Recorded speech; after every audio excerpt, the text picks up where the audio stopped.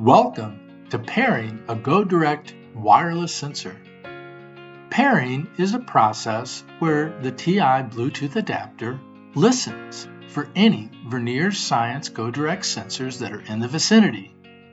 When they find each other, they identify their names and then connect. This is an essential step for using wireless GoDirect sensors in TI Nspire Python programs.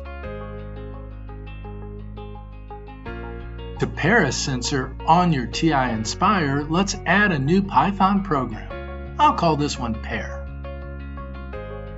Next, we need to import the GoDirect module. I'll go down to More Modules and Vernier GoDirect and select Import.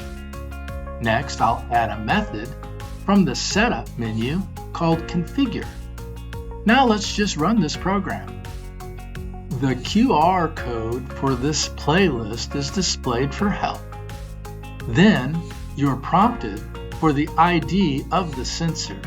You'll find this ID on the front of all the GDX sensors. It's an 8-character code that is entered at the ID prompt in the Nspire Configure program. Type it in and press Enter, and it will begin searching for that sensor. Once found, it'll identify the kind of sensor and list the channels that are available.